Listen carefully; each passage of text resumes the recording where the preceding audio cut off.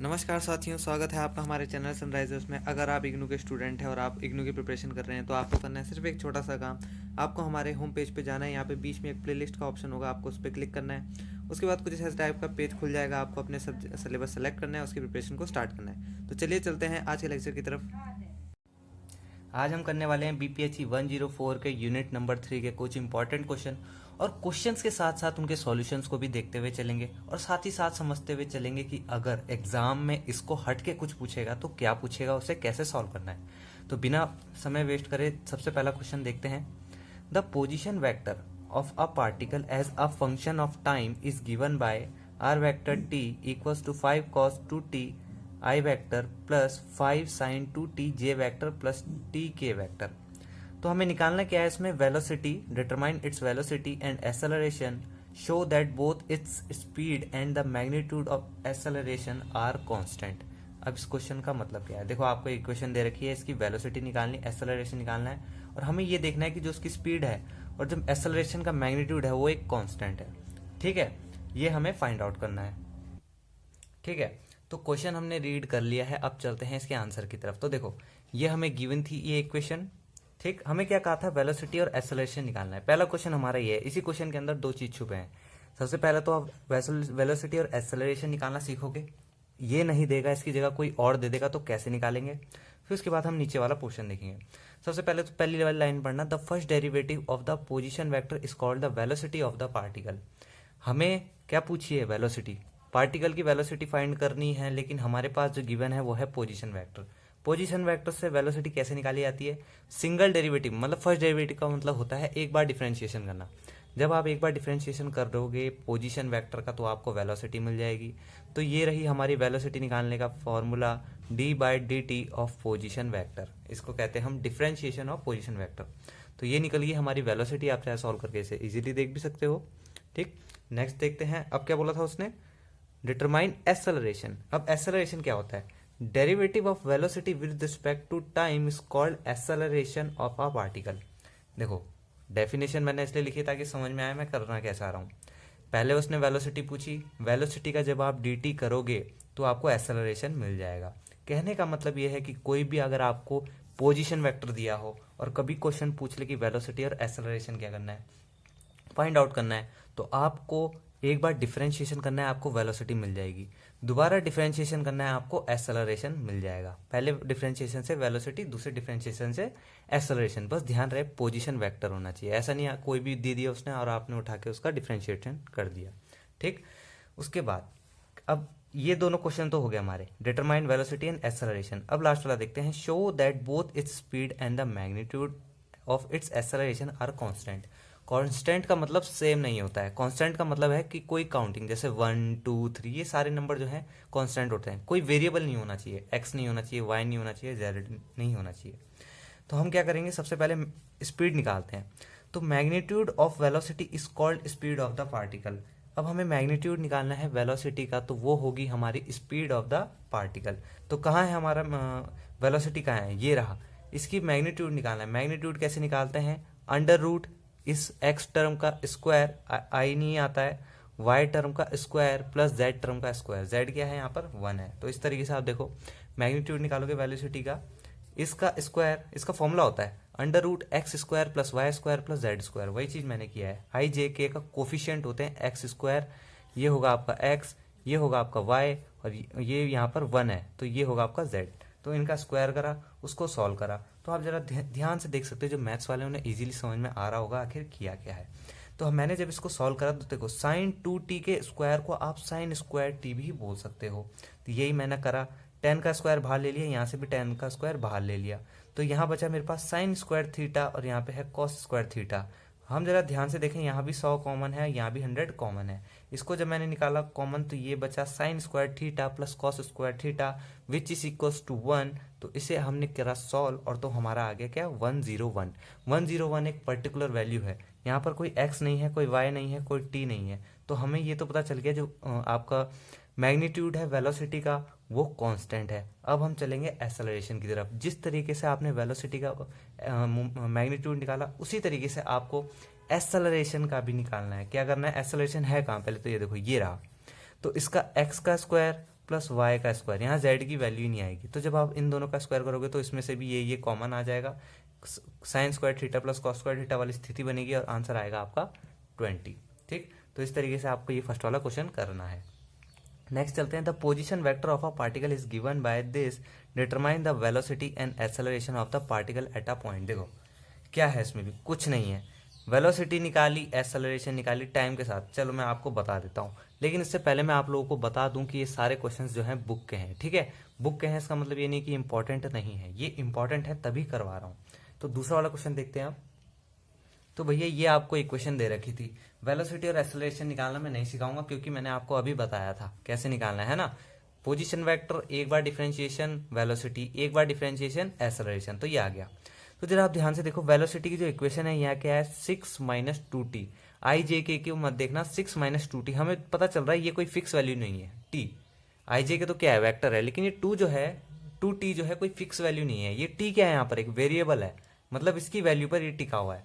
लेकिन अगर आप एक्सेलरेशन को देखो तो एक्सेलरेशन हमारा आया है -2 आई वेक्टर, जो कि एक फिक्स वैल्यू है।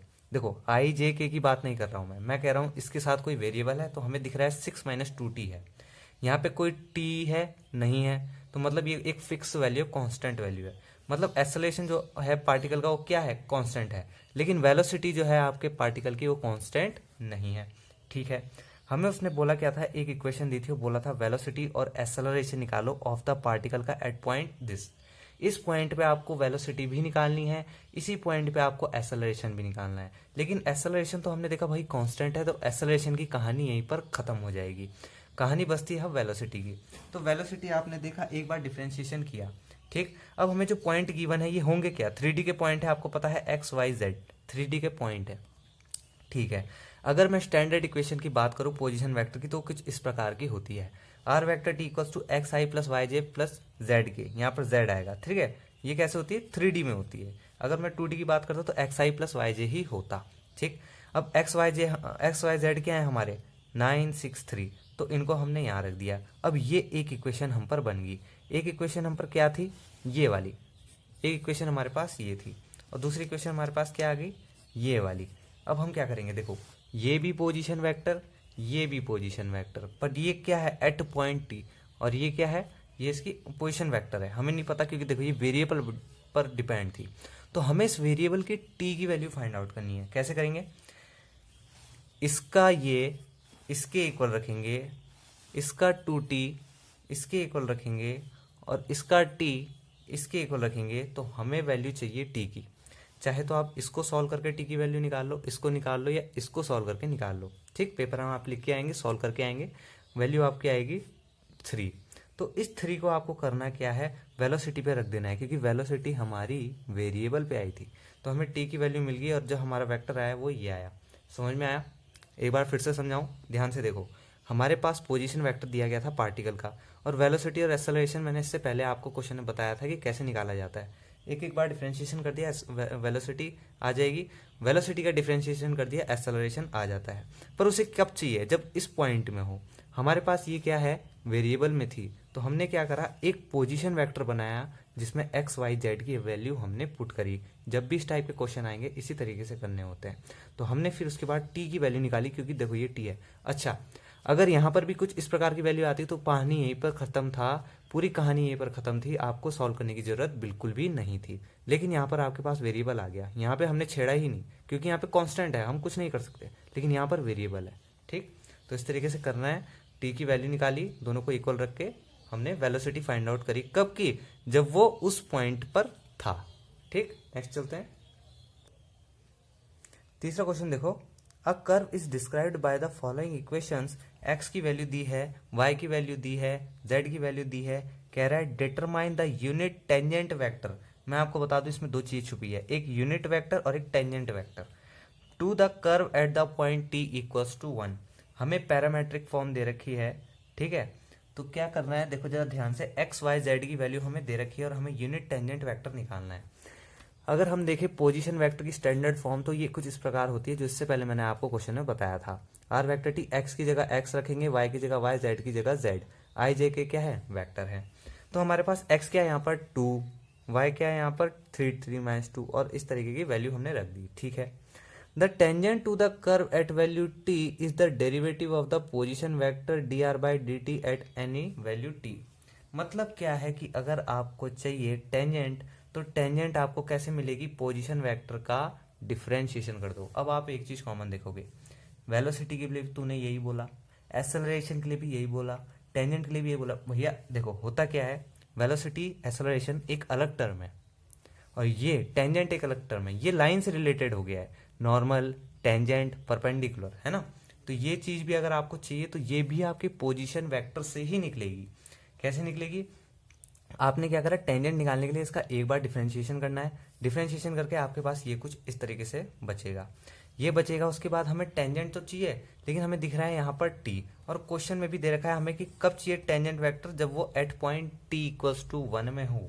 तो हमें टी इक्वल्स टू 1 रखा, तो हमारे पास जो टेंजेंट वेक्टर है वो ये आया।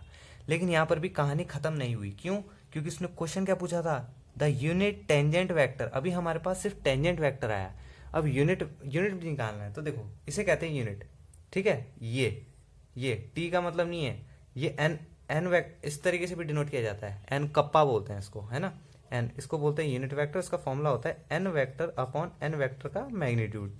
तो इसी तरीके से हम यहाँ पे टी निकाल रहे हैं, क्योंकि हमें क्या चाहिए, टेंजेंट यूनिट वेक्टर। तो हमने टी निकाला, इस फॉर्मूले में रखा, यहाँ तो आ जाएगा आपका पोजीशन वेक्टर जो कि ये है, और यहाँ आ जाएगा मैग्नीट्यूड। मैग्नीट्यूड का फॉर्मूला क्या होता है, X square plus Y square. दो है यहाँ तो X square plus Y square, तीन होते तो X square plus Y square plus Z square. तो देखो 6 का स्क्वायर, मैग्नीट्यूड ऐसा ही निकाला जाता है, फिर 1 का स्क्वायर और ऊपर पूरा का पूरा वेक्टर। इसको जब आप सॉल्व करोगे तो इस टाइप का कुछ दिखाई देगा।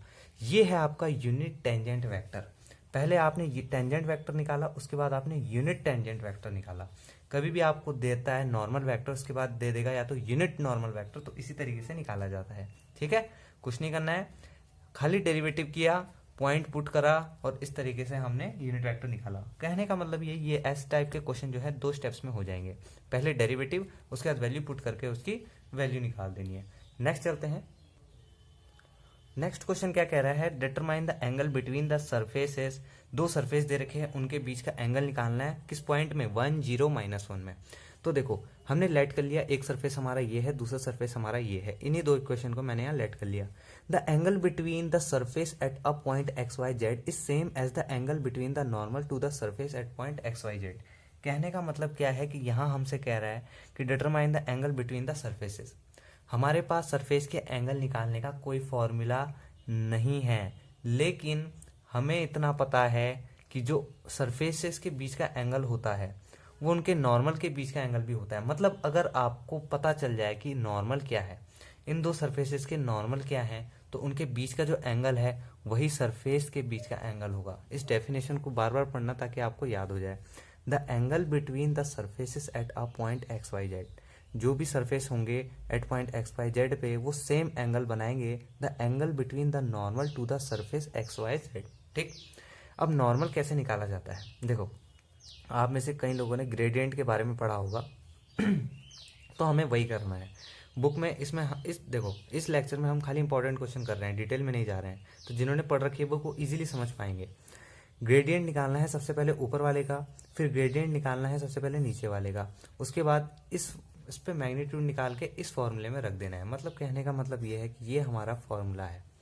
अब सबसे पहले एफ का ग्रेडियंट निकालेंगे, तो ये होता है ग्रेडियंट का फॉर्मूला, और हमारा फंक्शन क्या है, ये वाला। पहले हमने इसके लिए निकाल लिया, उसके बाद हम उस पर पॉइंट रख देंगे, तो ये हमारा क्या गया, एफ।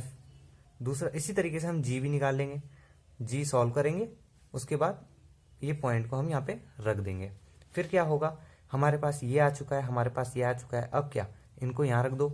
मैग्नीट्यूड कैसे निकालते हैं मैंने आपको बताया था, इसका स्क्वायर, इसका स्क्वायर, इसका स्क्वायर, इसका स्क्वायर। देखो अपॉन में 2 का स्क्वायर प्लस 1 का स्क्वायर माइनस 2 का स्क्वायर, 2 का स्क्वायर, और ऊपर ये दोनों का प्रोडक्ट होगा। तो प्रोडक्ट करने पर ये कुछ इस तरीके से दिखाई देगा, और जब आप इसको सॉल्व करोगे तो आपके पास जो थीटा की वैल्यू है cos इनवर्स -1 अपॉन √10 आ जाएगी। तो इस तरीके से वाला क्वेश्चन भी आपका खत्म हो जाएगा। लास्ट चलते हैं।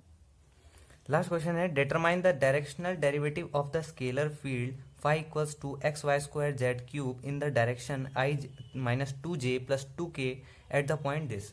तो डायरेक्शनल डेरिवेटिव का फॉर्मूला जो होता है कुछ इस तरीके का होता है। या तो आपको यूनिट वेक्टर गिवन है, अगर नहीं गिवन है तो आपको ये पोजीशन वेक्टर गिवन होगा, उसका नॉर्मल उसका मैग्नीट्यूड आपको फाइंड करना है और ये आपको ग्रेडियंट निकालना है। तो फंक्शन आपका यहाँ पर क्या है, फंक्शन आपका ये रहा फाई, तो हम सबसे पहले ये निकाल लेंगे। इसका आंसर हमारे पास कुछ ये आ गया, तो इसको अब हम यहाँ पर रख देंगे। उसके बाद हम इसका मैग्नीट्यूड निकालेंगे, जो भी आपके पास है ये वाली इक्वेशन, ये देखो यहाँ पे है डायरेक्शनल, ठीक। तो इसका सबसे पहले हमें मैग्नीट्यूड निकालना है। मैग्नीट्यूड मैंने बार बार बताया आपको कैसे होता है, तीनों का स्क्वायर करना, मतलब 1 स्क्वायर 2 स्क्वायर प्लस 2 का स्क्वायर, तो कितना हो जाएगा 9। अंडर रूट के नीचे रहता है तो 9 बन जाएगा 3। तो अब हमारे पास क्या क्या आ गया, देखो ये आ गया जो यहाँ पर होगा, ये आ गया जो यहाँ पर होगा, ये वाला भी हमारे पास आ गया यहाँ पर होगा। लेकिन उसने एक और चीज गिवन दी है, कहा एट पॉइंट दिस। तो एट पॉइंट दिस, तो जब आप रखोगे इस पॉइंट में, ठीक है, तो लास्ट में इस पॉइंट पे भी रखना है। हमारे पास ये मिल गया है, हमारे पास ये मिल गया है, हमारे पास ये मिल गया है। वैल्यू पुट करेंगे, ये रहा आपका फाई, ये रहा आपका एस वेक्टर और ये रहा आपका एस वेक्टर का मैग्नीट्यूड। जब आपने इसको सॉल्व करना है, प्रोडक्ट कर लो। प्रोडक्ट करने के बाद होता क्या है, इन पे एक्स वाई जेड की वैल्यू डाल दो। एक्स वाई जेड की वैल्यू डालने के बाद आपका आ जाएगा 29/3। इस तरीके से किया जाता है। डायरेक्शनल डेरिवेटिव ये फॉर्मूला है, ये यूनिट वेक्टर है। अगर आपको यूनिट वेक्टर दे रखा है तो आप डायरेक्ट रखो, नहीं दे रखा है जैसे कि इस पे देख रहे हो आप, तो आप इसको यूज करोगे, फॉर्मूले में रखो, क्वेश्चन खत्म, ठीक है। तो इन क्वेश्चंस को आपको प्रैक्टिस करना है। आज के लिए इतना ही, धन्यवाद।